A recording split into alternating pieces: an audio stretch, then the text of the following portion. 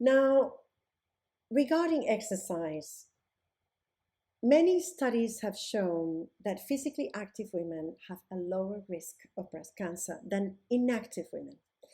As a matter of fact, in 2016, a meta-analysis means an analysis that is analyzing the analysis that have been done. Meta means an analysis of itself, all the different analysis and researchers, and so there's an analysis that is going to look at those analyses. A study of a study, yes. Included 38 cohort studies. The most physically active women had a 12 to a 21% chance of lower risk of breast cancer than those who were least physically active. That's a good percentage. Physical activity has been associated with similar reductions in risk of breast cancer among both premenopausal and postmenopausal women. Okay, so it's not only about menopausal women. Women who increase their physical activity after menopause, they also may lower the risk of breast cancer than women that do not take on physical exercise. Okay, so really, really fantastic evidence around about the importance of physical exercise to reduce the risk of breast cancer. And which exercise are we talking about? Because I know that some of you and a lot of women, they go out there and they go, okay, what kind of breast cancer? What kind of exercise shall I do? And there's a lot of talk about yoga and qigong and meditation and just going for walks, but actually it goes a little bit further than that.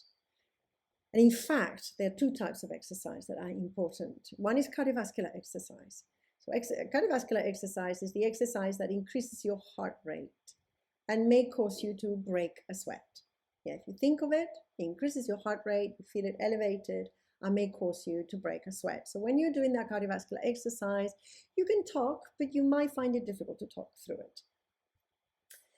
This type of workout is recommended for 30 minutes, 5 times a week. So say, for example, Monday to Friday, or in total of 150 minutes per week, and includes exercises like walking, running, rowing, bike riding, dancing, vinyasa flow and ashtanga yoga, or swimming. Yes, so the form of yoga that we're going to be talking about here is the one that really increases your heart rate and it makes you sweat. Okay, could be also hot yoga as well. Yes. So when it talks about 150 minutes per week, studies have shown that it's better not to do all that exercise in one go. So you say, okay, so I've worked out for 2 hours today, and then I'm not going to exercise for the rest of the week. That's not the case. The best thing to do is to distribute that exercise through the week. Yes, so perhaps you do 30 minutes a day, or you do 45 minutes 3 or 4 times a week, etc., etc. So, and it's cardiovascular exercise that is being shown to be beneficial for the prevention of cancers such as breast cancer.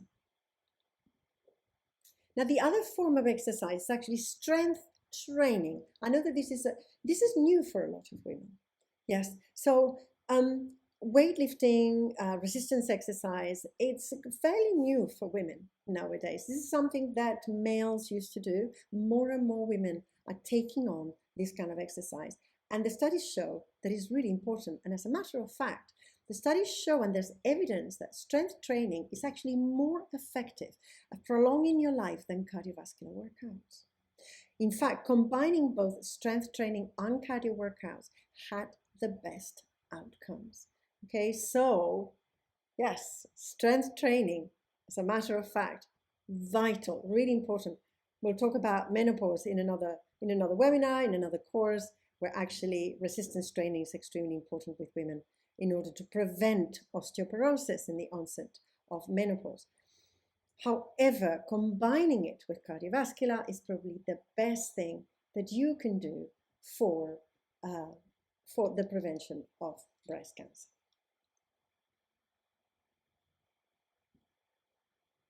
Now, strength training doesn't mean that you're going to go weightlifting. Yes, like with big weights and going, oh my God, I go to the gym and I see those weightlifters. I really don't like to do that. It doesn't mean that. Resistance training is a very effective form of exercise that includes those resistance elastic bands And body weight exercises, such as a plank, and in yoga, as a matter of fact, there's a lot of body weight exercises. And a study showed that just once a week of resistance training already improves muscular strength in women recovering from breast cancer. So just do it a couple of times a week, and you already improve your muscle strength, and therefore you know that you're doing something positive to prevent or to lower the risk of breast cancer. And what about yoga? You are at the Yoga Therapy Institute. We talk about yoga, of course. What is going on about yoga and the prevention of cancer? Surely, if I do yoga, I'm going to lower the risk of developing breast cancer, right? Well, there are no current studies on yoga as an exercise for prevention of breast cancer. However, there is plenty of research on really positive outcomes of yoga as an effective complementary therapy for women diagnosed with breast cancer, as a complementary therapy for women that are already going through breast cancer treatment, and also for the recovery of breast cancer. So there we do have studies. However, for the prevention of breast cancer, yoga as an exercise has not been included at the moment that we know of. Maybe somebody's doing it somewhere. If any of you know of a study that is going on about yoga as an exercise for prevention of breast cancer, then that would be great to hear. For the moment, we couldn't find any. Remember, again, if you have a medical condition or you haven't exercised for a long time, check with your doctor before taking on exercising, please, especially if you could have high blood pressure, chance of cardiovascular disease, anything. Don't take on all of a sudden, you go to the gym and you start doing, 15 reps of 5 kilos, and or maybe going in the running machine or going to train to run a marathon. You need to check your health first. Women, we need to empower ourselves. Don't just read things out there and say, oh, I'm just going to do it. Check yourself first. Check your health. Yes, don't be afraid of going to your doctors and saying, I'm thinking of starting running. I've never run before. Can I have a full blood work? Can you check my blood pressure?